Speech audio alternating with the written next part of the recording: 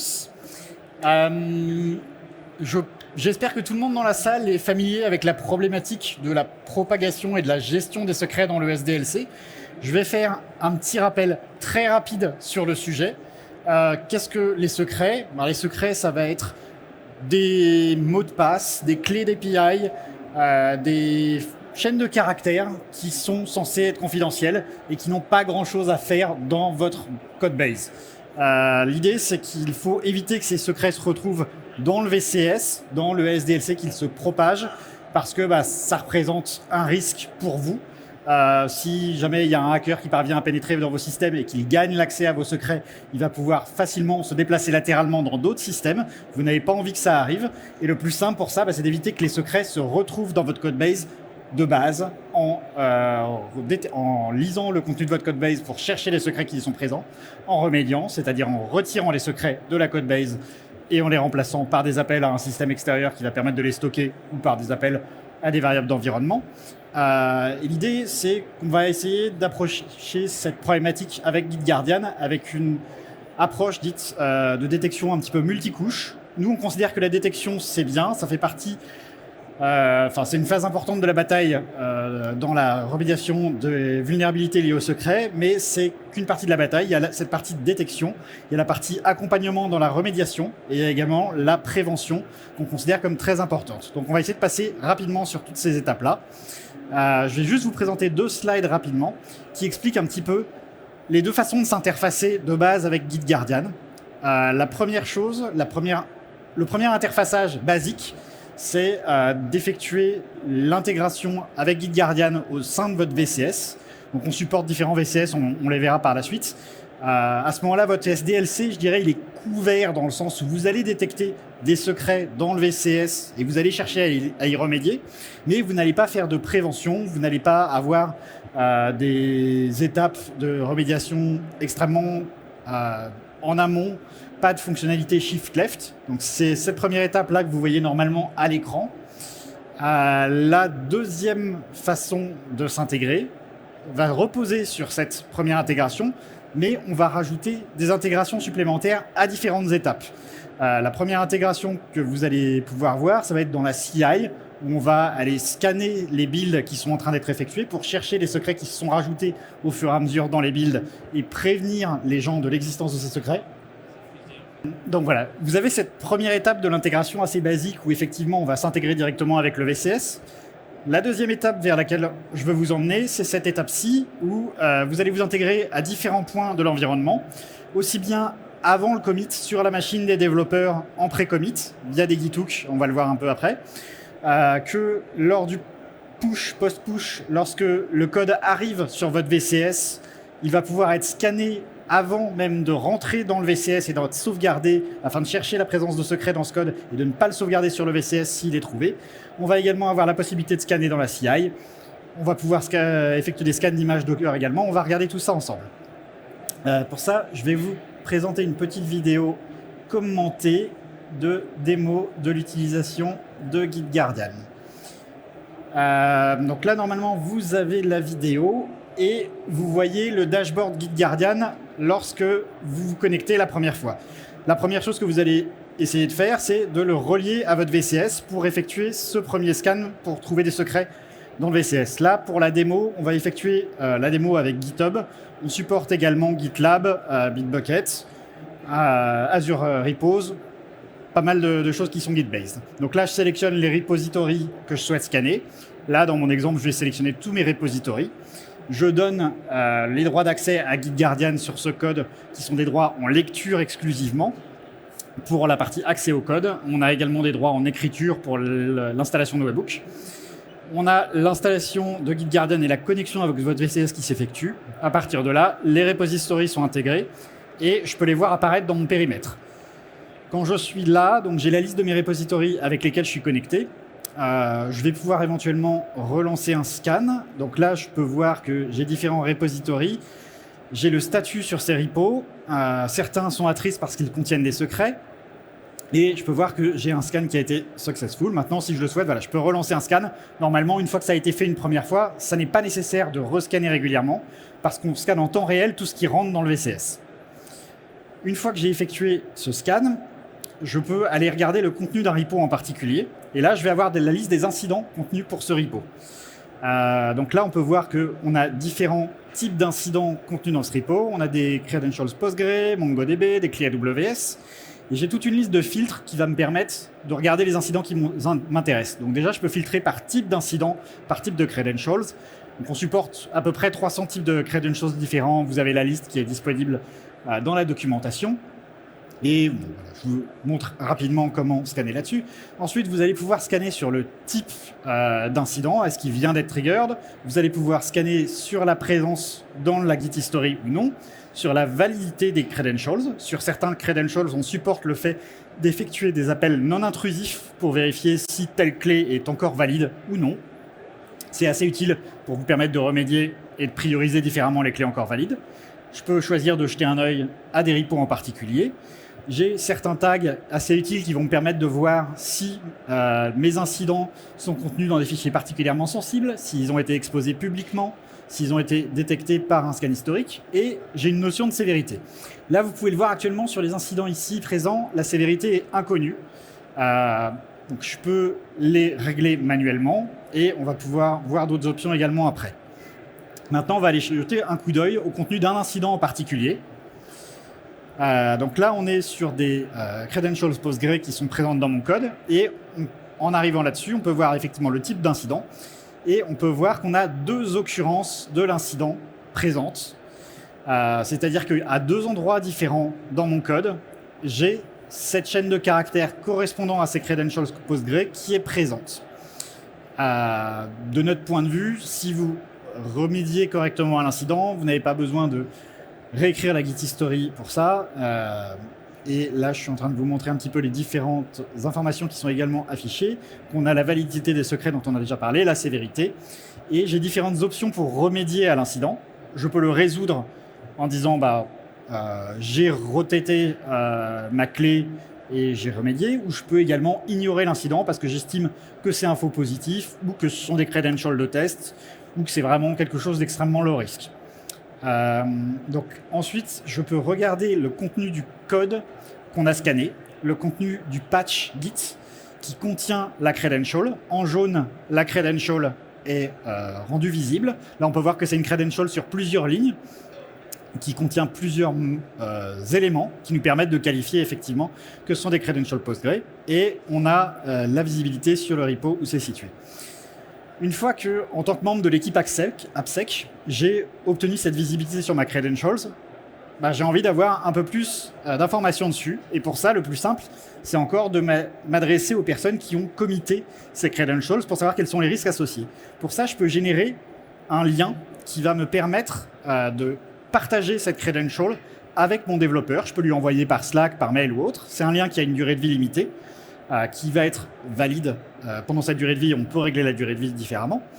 Et voilà ce que le développeur reçoit. Donc effectivement, il voit la présence de plusieurs occurrences de la credential en elle-même avec l'extrait du patch Git, où vous pouvez avoir la credential sur plusieurs lignes. Et il a un petit formulaire de retour qui va lui permettre de nous donner des informations sur la credential. Donc là, est-ce que c'est un secret? Est-ce que ça donne accès à de la donnée sensible?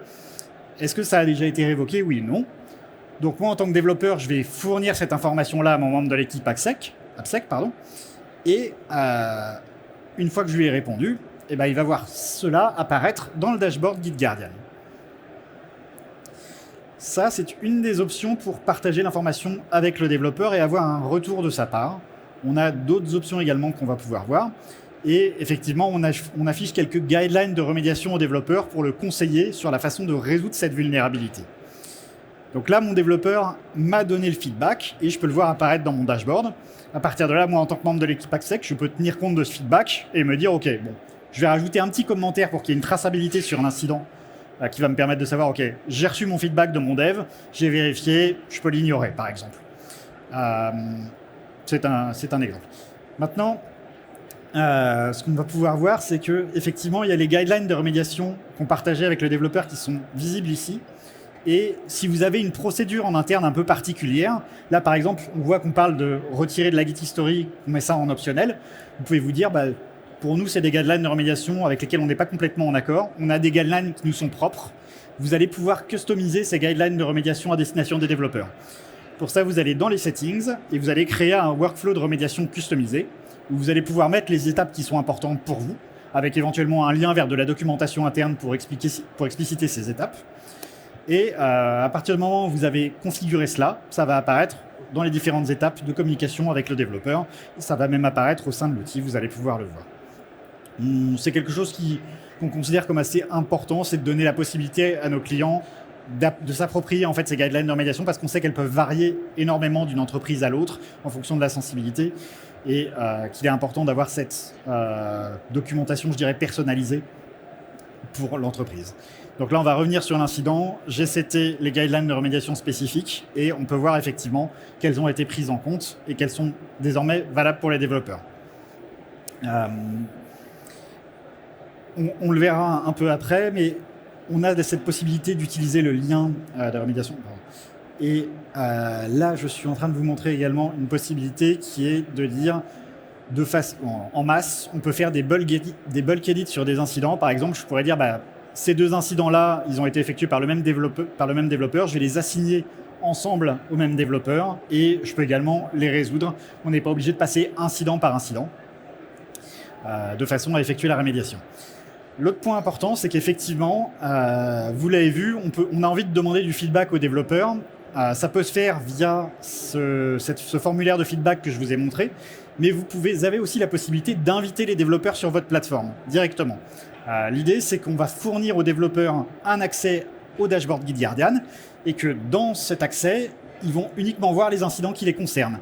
Soit parce que ce sont eux-mêmes qui ont commité cet incident et on va se baser sur leur commit email qui va être le même que le login qu'ils utilisent pour se loguer à la plateforme, soit vous allez pouvoir utiliser des fonctionnalités dites de airbag qui vont vous permettre de donner accès à la plateforme aux développeurs et en plus de créer des équipes, de spécifier un périmètre associé à ces équipes. Et c'est ce que vous êtes en train de voir à l'écran. Et à partir de là, vous allez pouvoir mettre vos développeurs dans ces équipes avec des droits associés aux développeurs qui vont leur permettre de voir les vulnérabilités qui sont liées exclusivement au périmètre auquel ils ont accès et qui vont donc leur permettre de remédier à ces vulnérabilités sur des repos qu'ils connaissent et dont ils sont responsables. Vous allez pouvoir avoir toute une structure autour de ces incidents dans l'équipe. Vous allez pouvoir avoir des managers qui vont pouvoir inviter d'autres personnes dans l'équipe. Et tout cela va vous permettre vraiment de déporter la charge de la remédiation vers les développeurs. Ce que je voulais voir avec vous également pour discuter de cette remédiation, c'est que vous l'avez vu, on a des incidents qui ont une sévérité. Par défaut, on ne met pas de sévérité, mais on a rajouté récemment une fonctionnalité qui va vous permettre d'utiliser un set de règles automatisé afin de définir la sévérité. Aujourd'hui, ce set de règles, c'est celui que nous, on a défini, et vous pouvez le voir défiler ici. Donc on utilise le fait qu'une credential soit encore valide pour augmenter la sévérité. Par exemple, si on a des credentials qui sont de type cloud, credentials type clé AWS, Google Cloud, etc., ça va peut-être les mettre plus haut. Demain, et quand je dis demain, c'est vraiment à court, moyen terme, plutôt même à court terme, la plateforme vous laissera la possibilité de customiser ces règles vous-même. Si vous avez une stack technique particulière, vous allez pouvoir choisir de dire « Ok, ces credentials-là en particulier sont particulièrement sensibles pour moi », surtout si elles sont valides par exemple, et vous allez pouvoir choisir de dire « Ok, les incidents qui sont liés à ces credentials-là, je veux qu'ils soient automatiquement mis en critique ». Là, vous pouvez le voir, on a utilisé ce système de gestion de règles pour passer automatiquement ces credentials en high. Après, en tant que membre de l'équipe AppSec, je peux très bien effectivement redescendre et manuellement gérer la sévérité de chaque credentials à la main derrière pour retravailler cette première gestion de la sévérité. Il y a un autre point qu'on va vouloir mettre en avant, c'est que toutes ces opérations que vous voyez dans le dashboard qui sont effectuées via l'UI sont également accessibles via API. On sait que voilà, c'est important de vous permettre d'automatiser toutes ces phases de remédiation et d'interfaçage avec des outils externes. Donc on a une API assez étendue, où tout ce listing des incidents, cette assignation des incidents, la résolution, tout cela peut être fait via des endpoints qui sont exposés et que vous allez pouvoir utiliser, par exemple, pour communiquer avec des outils de reporting internes. On a également des webhooks qui vont vous permettre de sortir l'information. Et on a différentes intégrations avec tous ces outils-là qui vont vous permettre d'aller plus loin dans la rémédiation. Donc, vos pipelines CI, les GitHub dont on va parler et les intégrations Docker, tout ce qui est outils d'alerting également. Maintenant, jusque-là, on s'est pas mal mis dans la peau d'un membre de l'équipe AppSec qui avait un stock d'incidents à remédier et qui allait pouvoir s'appuyer sur les développeurs pour retravailler ces vulnérabilités et ce stock d'incidents. Maintenant, comme je l'ai dit au début de mon intervention, c'est bien de détecter, c'est bien de remédier, mais le plus sympa, c'est encore de faire en sorte que les incidents ne rentrent pas dans le code source de base. Donc maintenant, on va se mettre dans la peau d'un développeur qui travaille sur GitHub et qui a ici un fichier de code source Python contenant 0 credentials actuellement. Donc ce fichier est sur le VCS, il est également en local sur le poste du dev, et on va y rajouter 2-3 petites choses. On va commencer par y rajouter. Donc, une première chose, c'est que on va se loguer en utilisant cette commande dans JJ Shield, qui est notre outil de prévention. Donc là, j'ai effectué mon login et c'est vraiment 2 commandes à lancer et le dev est logué dans JJ Shield et JJ Shield est rattaché à votre dashboard. Et une fois qu'il a effectué ça, on va voir passer tout ce qu'il commit et on va pouvoir le prévenir. Donc là, je suis dans la peau du développeur et j'ai mon fichier qui ne contient actuellement pas de secret. Je vais y rajouter 1 ou 2 secrets qu'on va pouvoir voir. Donc on va rajouter un token Slack et on va rajouter une clé AWS. Donc là, j'édite mon fichier, je rajoute mon token Slack et je vais également aller chercher ma clé AWS que je vais faire rentrer dans mon code source qui est localement présent sur ma machine et qui pour l'instant n'est pas sur le VCS. Hop. Donc, j'ajoute ma clé. Désolé, il y a un petit peu de délai.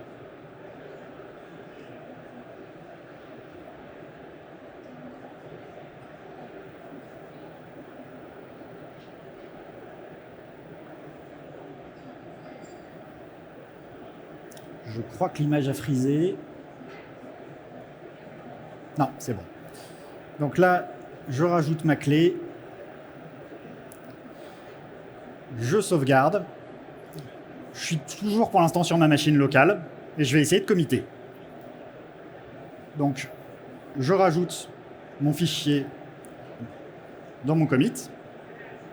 Je mets un petit message pour dire voilà, je viens de rajouter des secrets. Et le hook de pré-commit installé via JJ Shield se déclenche. Là, je peux voir qu'il m'a dit, OK, il y a 2 incidents détectés dans mon code que j'étais en train d'essayer de committer. Un token Slack. J'effectue un check de validité dessus. Là, je vois que c'est un token qui n'est pas valide. Il me dit, OK, il est line 10, je peux le voir, il est là. Je peux comparer avec mon fichier qui est juste en dessous, je vois qu'il est effectivement line 10. Et j'ai trouvé un deuxième incident, une clé AWS. Elle est valide pour le coup. Et elle se trouve ligne 12 et 13. Je peux encore une fois vérifier sur le fichier à côté. En plus de ça, j'ai quelques guidelines de remédiation qui s'affichent à mon écran qui me précisent que là, on est à un stade pré-commit. Le code n'est même pas rentré dans... le code avec les secrets n'est même pas rentré dans mon Git local. Donc, j'ai même pas à réécrire la Git history. Je peux simplement modifier mon fichier et je peux éviter de faire rentrer le secret.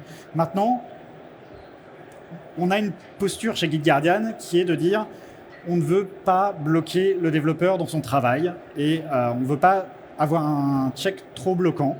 On part du principe qu'il sait ce qu'il fait, donc on lui affiche cet avertissement et s'il est confiant, il peut dire je veux le bypasser. C'est possible. Il y a une traçabilité, mais on lui offre cette possibilité-là.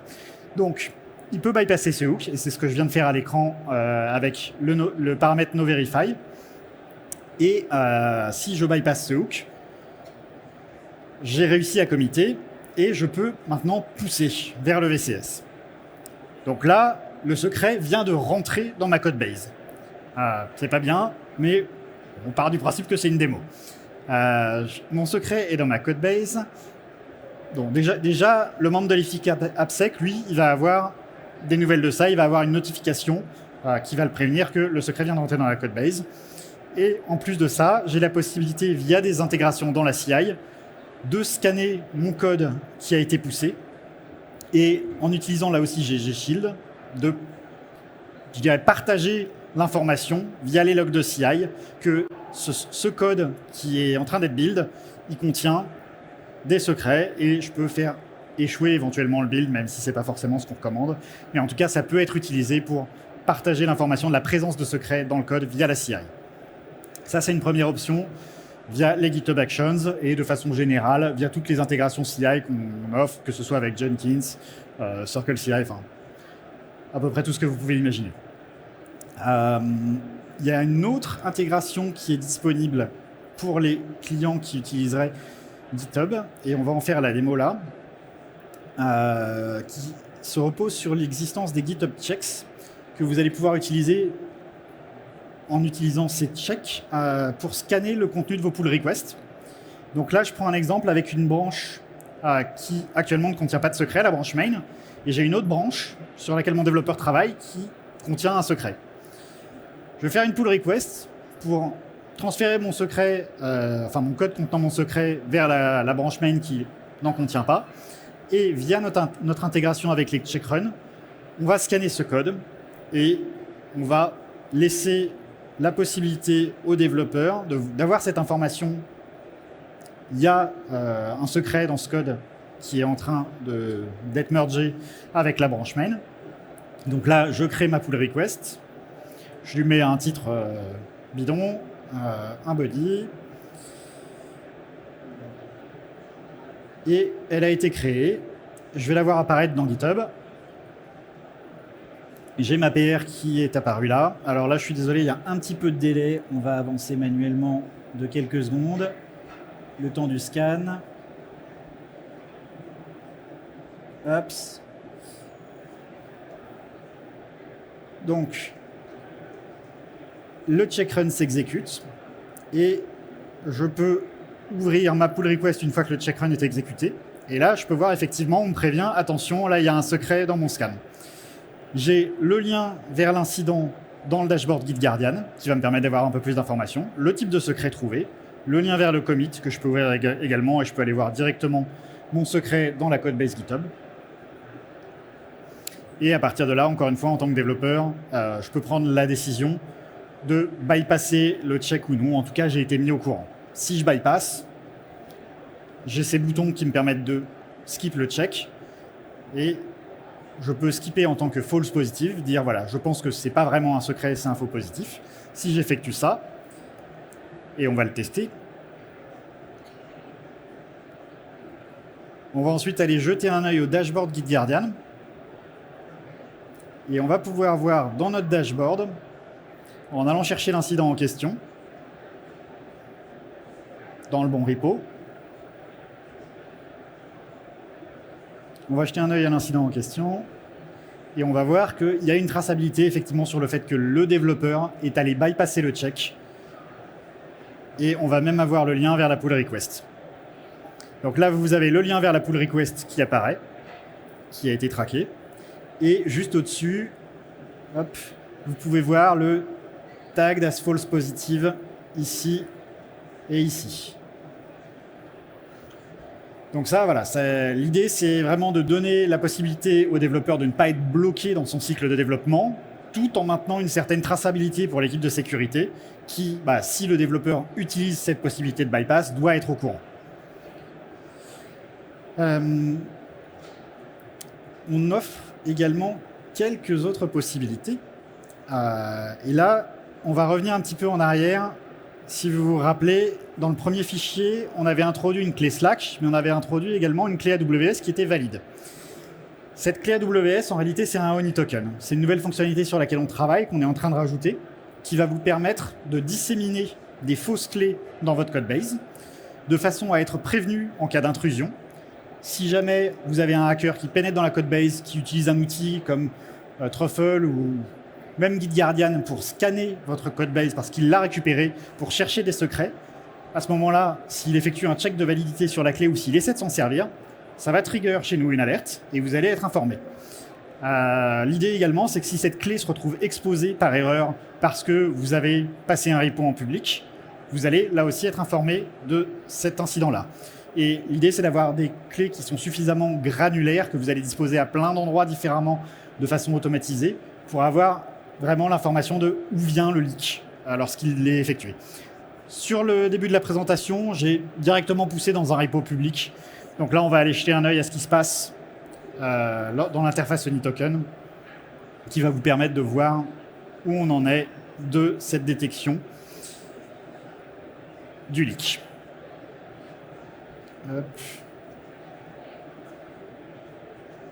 C'est une fonctionnalité qui est en cours de développement chez nous. On l'a disponible en staging, donc là je me connecte à la plateforme de staging. Ça va sortir incessamment sous peu en prod. Donc là j'ai mon OniToken qui a été créé. Je peux voir qu'il a été triggered. J'ai la durée depuis laquelle il a été triggered. Je peux voir qu'il a été exposé publiquement. Et j'ai là tous les appels qui ont été effectués sur ce token qui me permettent de voir que là ça fait 7 minutes qu'il a été exposé. Il y a déjà eu 8 appels effectués. On peut voir les adresses IP qui ont effectué ces appels. On voit AWS notamment qui a effectué son propre check parce qu'il a une clé exposée publiquement.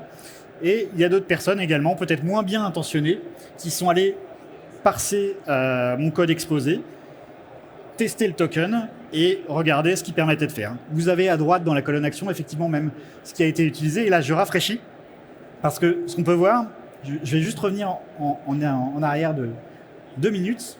À ce stade-là, avant que je refresh la page, vous pouvez voir qu'il y a 1 sur 8 événements qui ont été logués. Et pendant les quelques secondes durant lesquelles je fais cette présentation, si je refresh ma page, on passe de 8 à 12. Là, je vais refresh. Donc on est vraiment sur du temps réel. Et ça vous permet de voir que quelque chose qui est exposé publiquement, ça tarde pas trop pour qu'il y ait quelqu'un qui s'y intéresse et qui le teste. Et vous l'aurez vu, il y a différentes adresses IP. Ça n'est pas nous qui nous contentons de tester ça réellement. C'est public et tout le monde y a accès. La dernière chose que je voulais vous montrer, c'est une fonctionnalité qu'on a rajoutée récemment. Si vous utilisez AWS et que vous utilisez Terraform, on vous donne la possibilité d'utiliser la puissance de GG Shield pour scanner non pas pour des secrets, mais pour des problèmes de configuration dans vos fichiers Terraform sur AWS via la commande GG Shield ISE Scan qu'on va démontrer. Donc là, j'ai un repo qui contient des fichiers Terraform bourrés d'erreurs de conf. Ça va lever beaucoup d'alertes là pour la démo.